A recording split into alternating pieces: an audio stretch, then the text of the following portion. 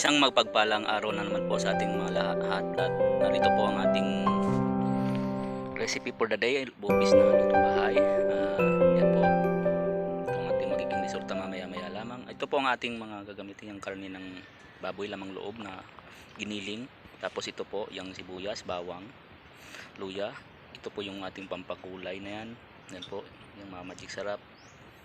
At ito po yung ating gagawin.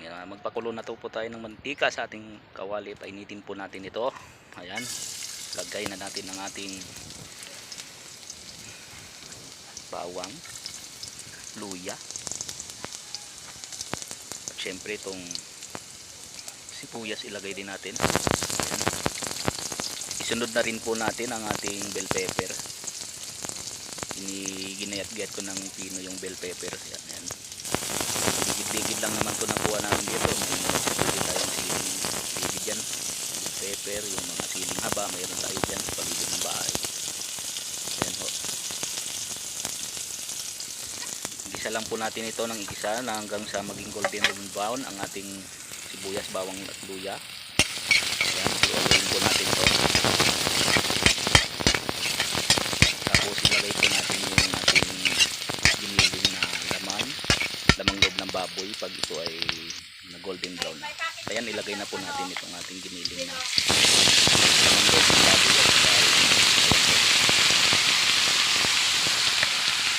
Ialoin natin to para maloob yung lahat ng italo natin ng sibuyas, bawang, luya.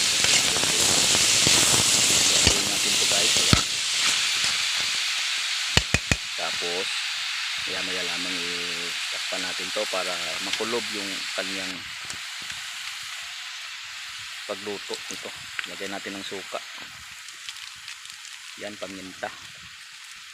Yung suka guys, nakakatanggal yan ng lansa. Siyempre may lansa din to. Siyempre yung laman loob ng baboy. Ayan po guys, takpan natin yan at pakuluin natin. At ito'y pag kumulo na, ayan, yan po yung magiging resulta niyan. Lagyan natin ng asin. Haluin natin to guys.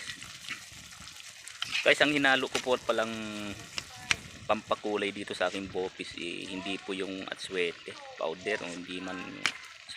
Ito po guys, yung ginamit ko dito ay luyang dilaw. Yung giniling na luyang dilaw ho, yan yung po yung ginamit ko. Ilagay po natin ito ating siling haba. Ayan. Isa rin din yan po sa magpapalasa. Magpapaanghang ng konti dito sa ating nilulutong bopis. Pero hindi ko po to sinasagad sa anghang kasi baka hindi makain ng aking mga anak. Ayan ho. Tikman natin. Ayos, tamang tama lang po yung lasa nito. Napakasarap po. Muli po guys sa mga nanonood ng channel ko at ng aking vlogs na ito, salamat po sa mga friends ko. Ayan, buksan natin to. Kumukulo na po guys.